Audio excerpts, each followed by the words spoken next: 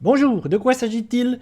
Là, j'ai envie de revenir sur... J'ai deux trois films d'horreur dans ma besace. On va parler de ça. Parce que moi, je suis aficionado du cinéma horrifique, du cinéma d'horreur. Et parfois, il y a des petites pépites qui nous arrivent. Et là, j'ai quelques pépites dans ma besace en ce début d'année. Donc ça fait très plaisir. J'ai un film qui se nomme en France The Nocebo Effect, mais qui en fait s'appelle Nocebo, un film de Lorcan Finnegan, qui n'est autre que le réalisateur de Vivarium, sorti en 2020. Vivarium, qui a fait pas mal de sensations et qui vraiment a été très bien reçu. Moi, j'aime pas trop. Vivarium, j'ai pas trop aimé. Je trouve que ça ressemble beaucoup. Je vous mettrai peut-être une petite balance de Vivarium d'ailleurs, comme ça pour se rendre compte de qu'est-ce que c'est. Et avec Jesse Eisenberg, Vivarium, le problème c'est que c'est une idée de court-métrage de 15 minutes étirée sur 1h30, 1h45. Et je trouvais que ça marchait pas du tout, ça tombait complètement à plat. Et ça racontait l'histoire de Jesse Eisenberg et sa douce qui achètent une maison en fait dans un lieu pavillonnaire où toutes les maisons se ressemblent. Donc tout est pareil. Ils arrivent là, ils emménagent. Ou je crois ils visitent, bref, ils arrivent là et en fait ils arrivent pas à repartir, ils sont bloqués comme s'ils étaient dans un labyrinthe. Et ils sont dans enfin ils se retrouvent à être dans un vivarium en fait. Et ce prémisse, cette idée est assez géniale et en fait ils sont bloqués, ils arriveront jamais à ressortir et du coup ils vont rester là à essayer de vivre et ils se retrouvent dans un vivarium où en fait à un moment donné, ils vont se retrouver avec un enfant et ils vont devoir éduquer cet enfant qui n'est pas le leur en étant bloqués dans ce lieu. Et on va essayer de comprendre la question étant qui est cet enfant plus qui grandit pas de façon normale, et est-ce qu'ils vont réussir à s'échapper, et c'est chelou. Et l'idée est assez cool, mais finalement je trouve que voilà, ça marchait pas. Vivarium, ça m'avait pas vraiment plu. Et là, ce réalisateur revient avec cette année avec Nocebo, qui lui vraiment m'a plu. Je trouve qu'il y a plein de choses intéressantes, il y a plein d'images horrifiques, vraiment il y a des trucs qui me sont restés. Ça faisait longtemps qu'un film m'avait pas marqué avec des images horrifiques, enfin des images d'horreur, des idées horrifiques. Et je me suis dit, ah, vraiment ça m'arrive assez peu et j'aime ça dans le cinéma horrifique. Ouais, c'est ça, mais j'aime beaucoup le cinéma de Shyamalan d'ailleurs. Tu l'as très mal écrit. C'est très dur à dire d'ailleurs. Moi, Shyamalan, c'est vraiment un réalisateur que j'aime beaucoup, mais il a plusieurs phases. Vraiment, il y a une époque où vraiment c'était des chefs-d'œuvre. Sixième Sens, Signe, Incassable. Ça a été compliqué. Et d'ailleurs, récemment, j'ai parlé de Knock at the Cabin, que pour moi, c'est une très bonne surprise. Le dernier film de Shyamalan, c'est une très très bonne surprise. Et ouais, cette idée comme ça, ce prémisse original, ça fait très film de Shyamalan, je suis d'accord. Et c'est des trucs que j'aime bien, moi. Vraiment, quand tu me donnes un concept, un synopsis comme ça, je me dis, ah ouais, là, ça titille mon imaginaire, ça m'intrigue, ça m'intéresse, et j'ai envie... C'est pour ça que j'ai regardé Vivarium, mais qui, je trouve, marche pas. Et Nocebo, j'ai vraiment beaucoup plus aimé Nocebo. Je vais mettre une petite bande-annonce et je vais vous expliquer pourquoi j'ai trouvé ça très très cool. Déjà, il faut que je retrouve...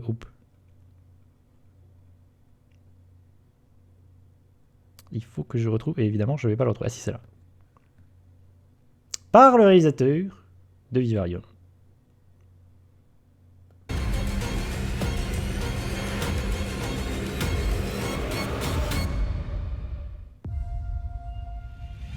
Ça va, j'ai besoin de me remettre au travail. Je la dépose et tu la récupères. T'es la meilleure. On compte sortir une nouvelle collection très bientôt. Comment ça va en ce moment, Christine? Après ces histoires.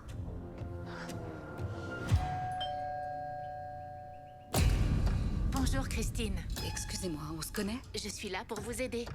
C'est vous qui m'avez appelé. J'ai oublié. Vous êtes dur à la tâche, vous. Oui, Christine, je suis dure à la tâche. Ça va aller? Je peux l'aider. Diana, c'était quoi ça?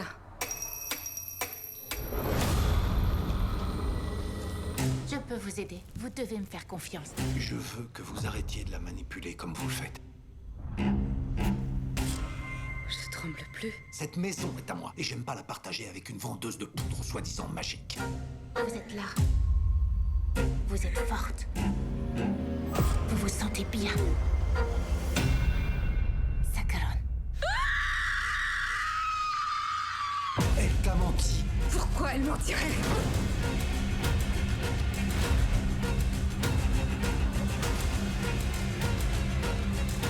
Vous êtes prête, Christine? Vous êtes prête à affronter ce qui est en vous? Il est temps que vous voyiez et que vous compreniez enfin. The Nocebo Effecto, un film de Lorcan Finnegan. Je trouve que la bande-annonce vend très très mal le film. J'avais pas vu la bande-annonce et je trouve qu'elle vend très très mal le film. Qu'est-ce que ça raconte? Je vais essayer moi de vous raconter ma version. Mon synopsis à moi qui est toujours un peu alambiqué, pas très clair, mais ça c'est le projet.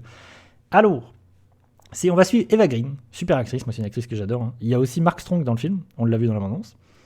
Et en fait, elle est créatrice de mode pour enfants, elle design des vêtements pour des lignes pour enfants, des vêtements pour enfants.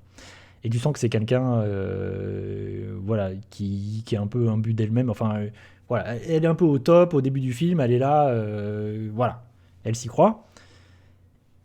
Et au début du film, il y a un événement perturbateur qui va arriver vis-à-vis du personnage d'Eva Green. Elle va croiser, au début, et c'est là, moi, où ça commence à me plaire, elle va croiser un chien qui est tout droit sorti de Resident Evil. C'est vraiment une sorte de chien cadavérique, t'as l'impression que c'est un chien zombie. Et c'est là où la première image d'horreur, et vraiment, cette image m'a marqué, vraiment, je la trouve hyper bien, hyper marquante. Il y a ce chien dégueulasse qui arrive devant elle et qui va se secouer. Et ce chien est blindé de tiques. Les tiques, c'est horrible. Si vous aimez pas les petits insectes comme ça, les tiques, ce genre de choses, vous allez détester, ça va vous trigger, vous allez trouver ça horrible. Et du coup, en se secouant, il y a plein de tiques qui vont partir et une tique va tomber sur ce personnage. Elle va se faire piquer par une tique. Et cette image-là, horrifique, je la trouve déjà originale et je la trouve vraiment effrayante parce que vraiment, il y a tout un truc autour des tiques dans le film, de tiques géantes. Si vous aimez pas les insectes géants, ce genre de choses, vraiment, les tiques, c'est horrible. C'est dégueulasse. Et là, il y a une ellipse, juste après. Et on retrouve ce personnage après s'être fait piquer.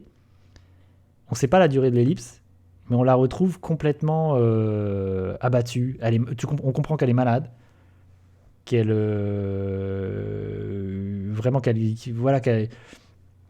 a changé de vie, quoi. Il y a quelque chose qui s'est transformé. Elle est malade, elle est au bout de sa vie. Il y a quelque chose qui ne va plus dans son travail. Il n'y a plus rien qui va. Et à ce moment-là, il y a quelqu'un qui va venir sonner à sa porte. C'est pas évident. Il y a quelqu'un qui va venir sonner à sa porte. Elle est malade et elle a des pertes de mémoire. Ça, c'est important.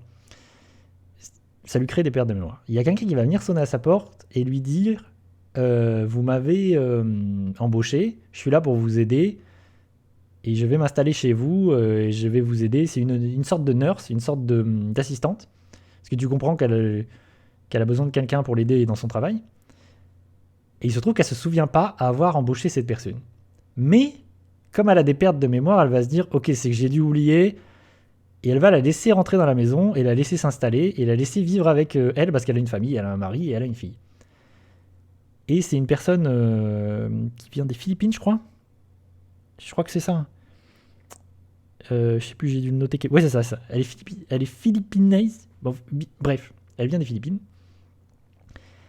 Et elle va commencer à essayer de la guérir avec des techniques un peu traditionnelles, un peu cheloues. Et il va commencer. Voilà, il va y avoir une relation un peu chelou. Est-ce que vraiment elle l'a embauché ? Est-ce que vraiment, est-ce qu'elle a oublié l'avoir embauché ? Est-ce que non ? Est-ce que quoi ?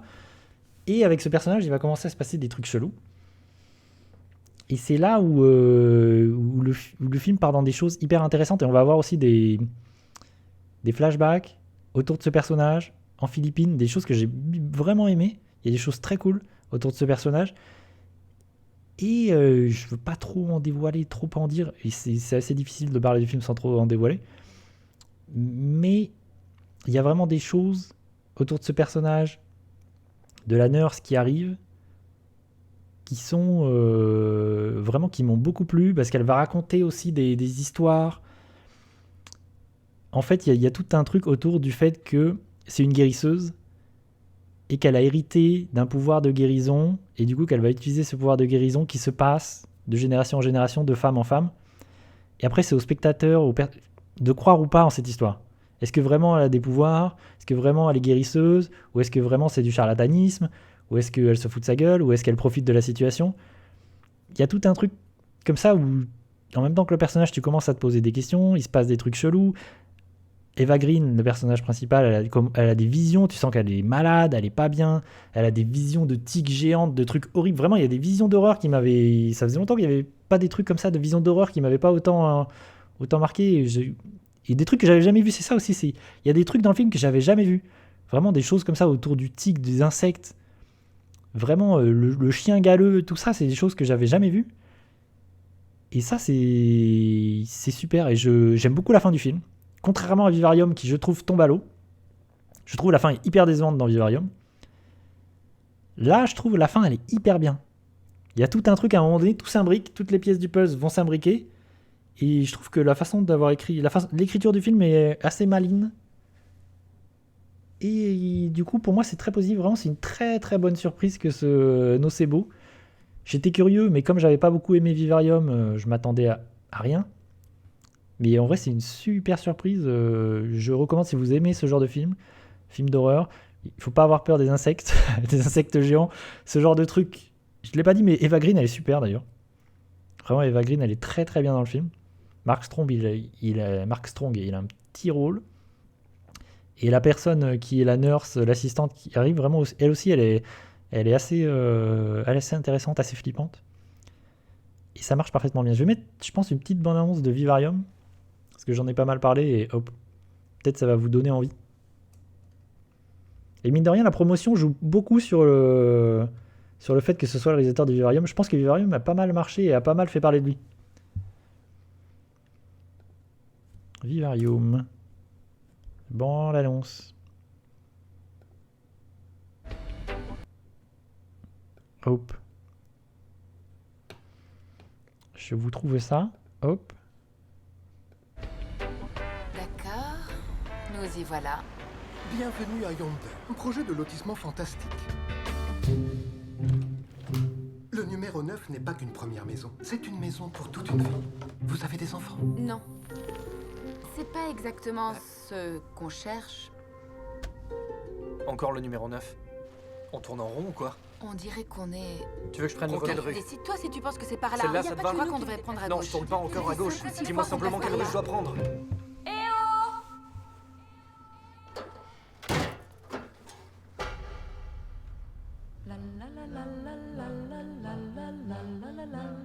C'est quoi ce délire? Peut-être qu'ils nous libéreront. Attends, et s'ils ne viennent pas? On est censé faire quoi? On reste planté là et on attend qu'il meure?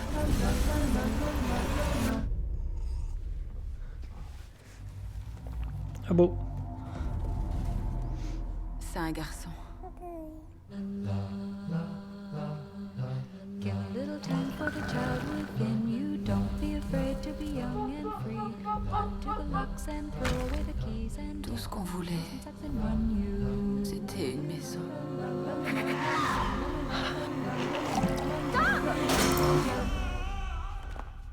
Ici, c'est ta maison.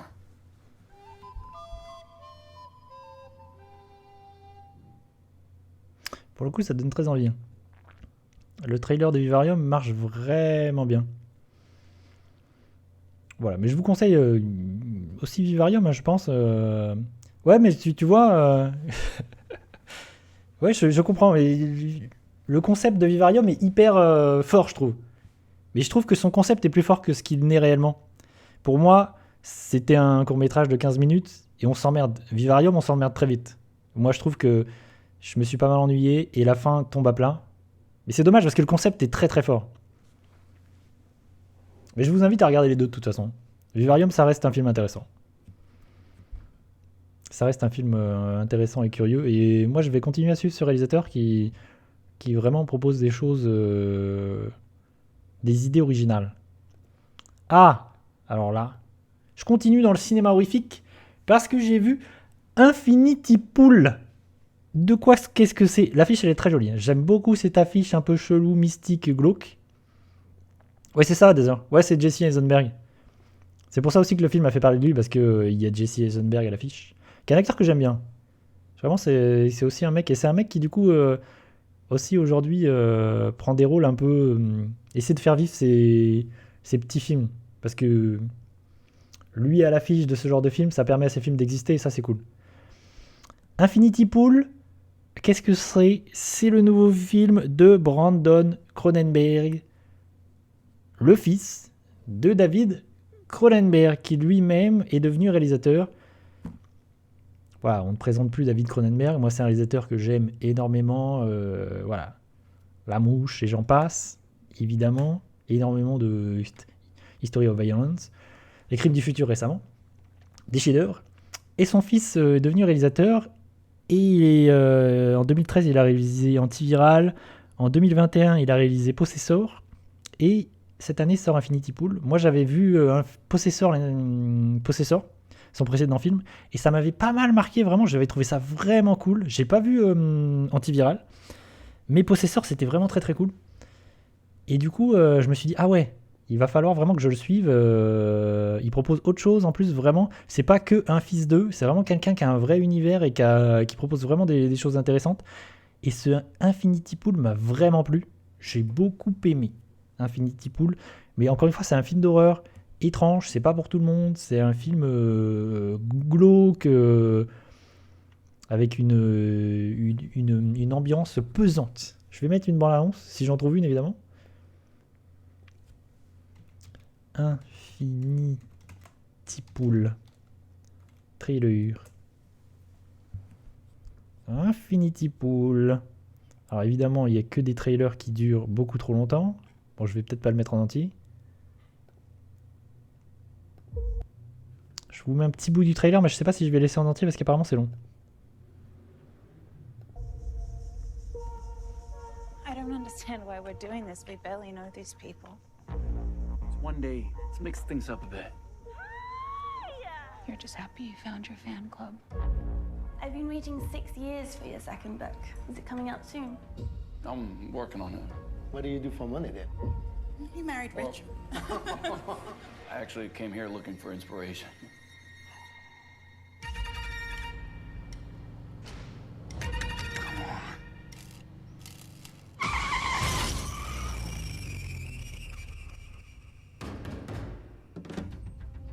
Mr. James Foster, you'll have to come with us.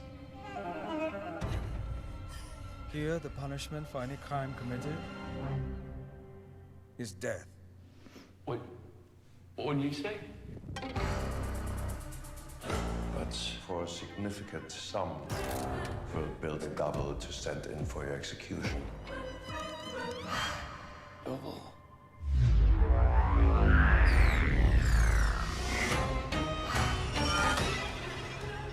Looks just like me.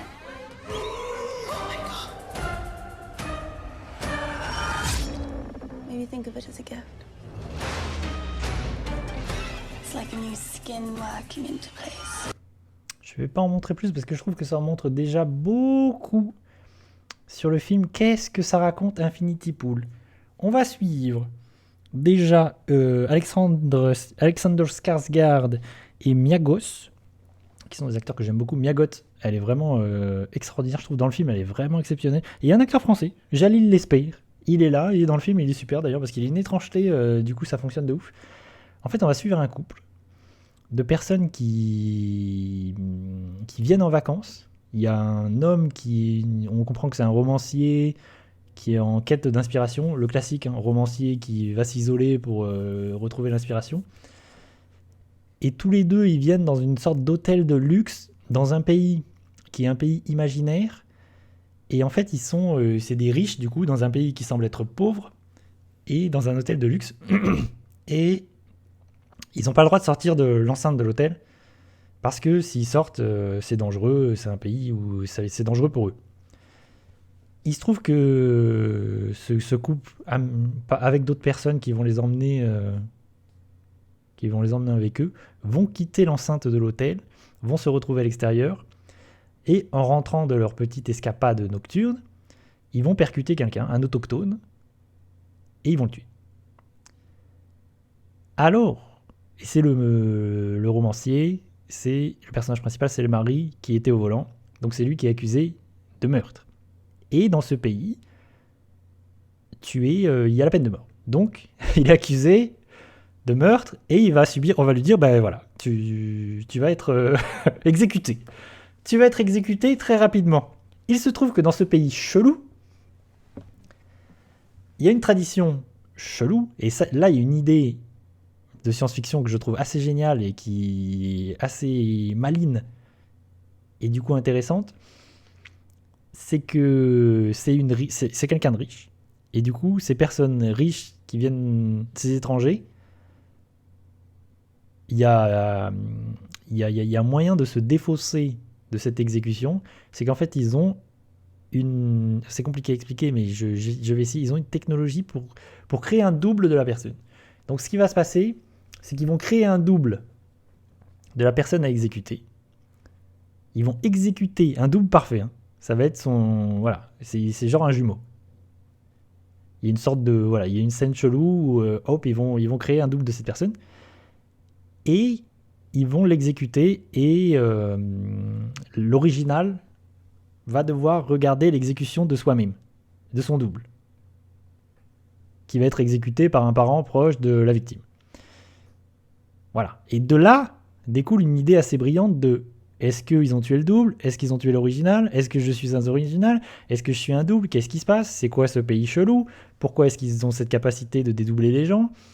Est-ce que c'était vraiment moi-même? Est-ce que je me suis vu mourir? Est-ce qu'on m'a tué? Vraiment. Et du coup, ça part en couille. À ce moment-là, tu te dis: waouh, ce pays est chelou. On peut faire ça.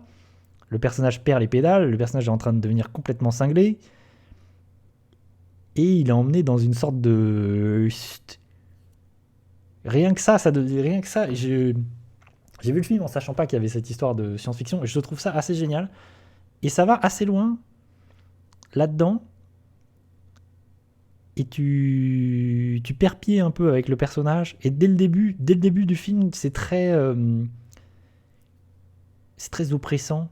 Tu comprends qu'il n'y a rien qui va. Dès le début, on l'a vu dans la bande-annonce, il y a un plan de caméra où on est sans dessus-dessous, il y a des plans où c'est travers, où tu comprends tout de suite qu'il n'y a rien qui va en fait dans cet univers, dans cet hôtel. Tout ça est chelou, il y a la musique qui te met la pression directe. Il y a vraiment, je trouve que le film arrive à créer une ambiance oppressante, de tension, horrifique. Tout ça, l'ambiance marche de ouf. Il y a aussi, on le voit sur l'affiche, il y a des masques. Il y a tout un jeu avec des masques qui, je trouve, sont hyper bien designés parce que les masques sont hyper glauques, hyper effrayants. Vraiment, il y a des masques hyper... Je sais pas qui a designé ces masques, mais ça fonctionne de ouf. Qui sont des sortes de masques traditionnels de ce pays imaginaire. Vraiment chelou.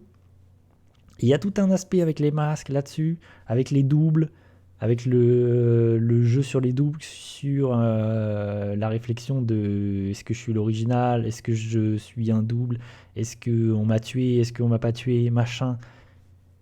Vraiment, le film a marché de ouf sur moi, ça m'a vraiment emmené, le film m'a chopé, m'a emmené dans cette histoire, ça m'a beaucoup plu, vraiment, c'est une vraie, très très bonne surprise. Et je conseille aussi Possessor, son précédent film. Vraiment, je trouve que c'est... Il y a des propositions de cinéma horrifique hyper intéressantes ici. Et Possessor, c'était très très bien aussi. Et c'était très très violent. Possessor, j'ai souvenir qu'il y a des scènes très très gore dans le film. Très violentes.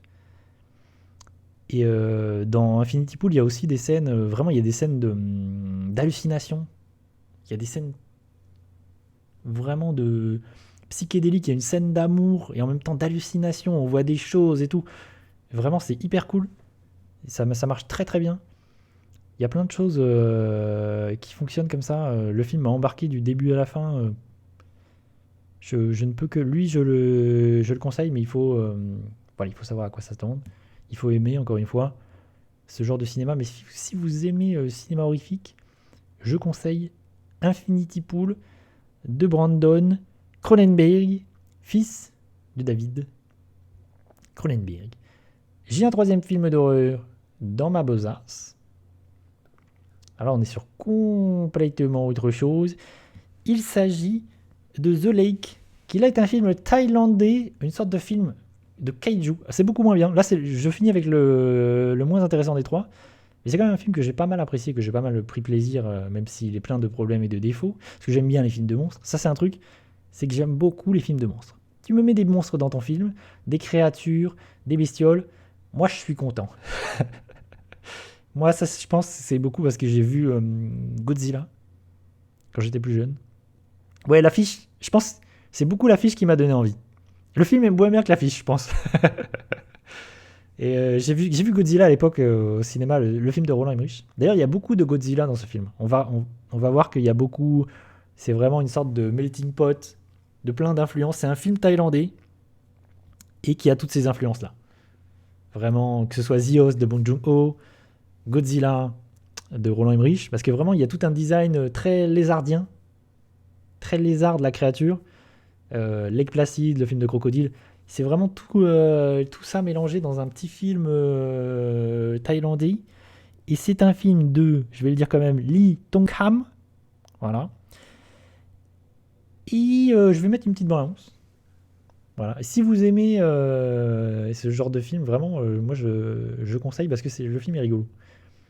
C'est pas extraordinaire, mais c'est rigolo. The Lake.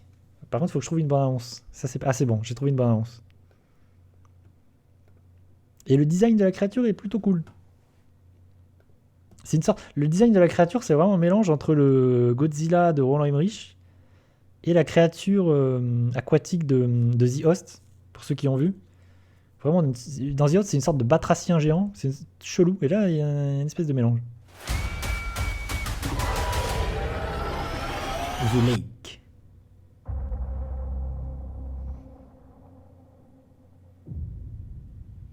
หายไปนานเลยนะโยม ตอนนี้เป็นยังไงบ้างล่ะ คงต้องเริ่มเล่าตั้งแต่จุดเริ่มต้นเลยละครับหลวงพ่อ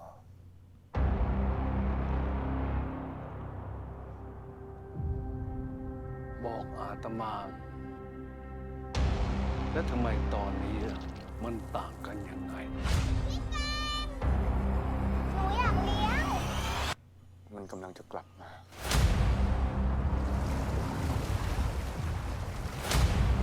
เฮ้ยหมูเฮามาเบิ้งนี้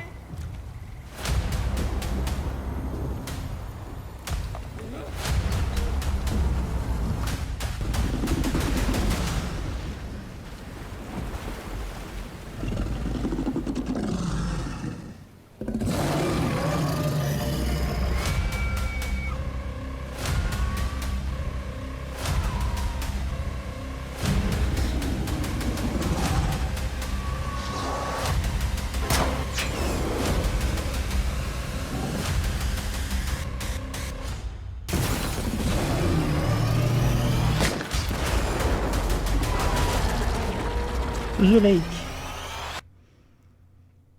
Le lac. Bon, qu'est-ce que ça raconte? C'est une grosse bestiole qui vient manger des humains parce qu'elle est pas contente. En fait, au début du film, il y a une petite fille, on l'a vu dans la bande-annonce, qui va trouver un œuf, qui va l'embarquer, je sais pas pourquoi, un œuf géant. Elle va l'embarquer, elle se dit ok, cool. Et il se trouve que c'est l'œuf d'une créature géante aquatique qui se baladait par là. Et que cette créature va décider de sortir pour récupérer son petit. Il y a une chose maligne dans le film, c'est qu'en fait, il va y avoir différentes créatures, parce qu'en fait, il y a une créature géante qui est la maman, et des plus petites. Il y en a une qui est une créature plus petite, adolescente. Donc la créature géante qu'on voit sur l'affiche, c'est une créature en CGI. Et la créature qui a une taille humanoïde, en fait, qui est du coup un enfant de cette créature, c'est rigolo parce que, comme c'est une créature humanoïde, c'est un homme dans un costume. Donc, il y a parfois des images en CGI et quelqu'un dans un costume, et tu le vois tout de suite que c'est un mec dans un costume, donc ça c'est un peu rigolo. Et il y a cet œuf. Et donc c'est vraiment Godzilla-like, vraiment The Host, mais un peu bête et méchant, vraiment c'est beaucoup moins bien que toutes ces références. Mais ça reste que c'est très rigolo, surtout pour un petit film thaïlandais. Et les effets spéciaux, la créature, déjà je trouve, le design est plutôt cool. La créature est plutôt pas mal faite, vraiment. Quand c'est des CGI, c'est plutôt pas mal. Franchement, pour un film thaïlandais comme ça, c'est plutôt impressionnant, c'est plutôt cool. Par contre, du coup, à certains moments, c'est un mec dans un costume, comme si c'était un film de Power Rangers.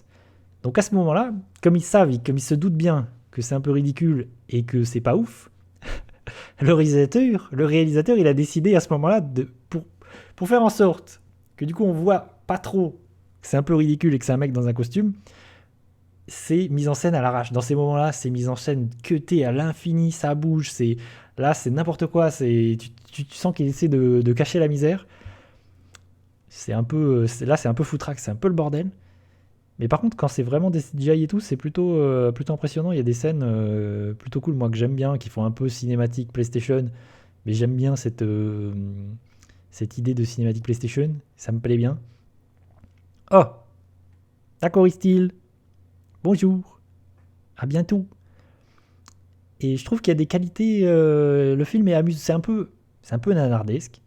C'est pas extraordinaire. Mais vraiment, il y a un truc que j'aime bien. Et ça, c'est comme dans The Host, c'est la même idée. C'est qu'on monte la créature, on va la montrer très vite. Donc très tôt, la créature, elle est balancée au spectateur. Il n'y a pas de mystère, voilà. On va pas la cacher pendant 1h30 puis la voir à la fin. Non, vraiment, on va la balancer. Du coup, tout de suite, c'est parti. La créature, elle arrive, elle becte des gens. Il y a plein de trucs bêtes et méchants. L'histoire, c'est un peu bête. Les dialogues sont un peu bêtes, sont un peu mal écrits. Il y a un mec au début qui se fait bouffer. Du coup, on ne sait pas pourquoi, il va avoir une relation particulière avec la créature qui l'a bouffé. Il a une connexion avec cette créature. Voilà, il ressent un petit peu ce que ressent la créature. C'est un peu bête. Mais bon, c'est rigolo. Et il y a plein de choses comme ça dans le film où il y a par exemple l'enfant aussi, elle va établir une relation avec la créature. Et c'est amusant, le film est vraiment amusant, ça fonctionne. Quand la créature elle arrive, elle bouffe des gens, ça fonctionne pas mal. C'est plutôt, c'est plutôt en plus spectaculaire et efficace. Je dirais que c'est moyen rigolo. Objectivement, c'est pas fou, mais mais parce que j'aime bien.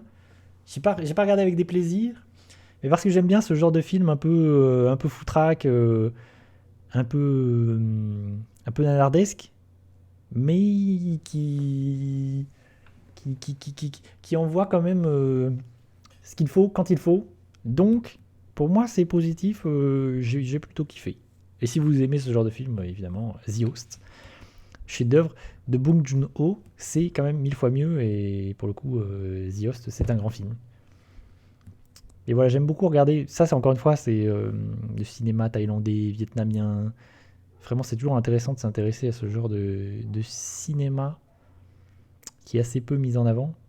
Et j'aime beaucoup aller chiner dans ce cinéma asiatique qui recèle plein de petites pépites qui sortent pas chez nous, qui sortent pas au cinéma chez nous. Ça, vous pouvez le trouver en VOD. Voilà.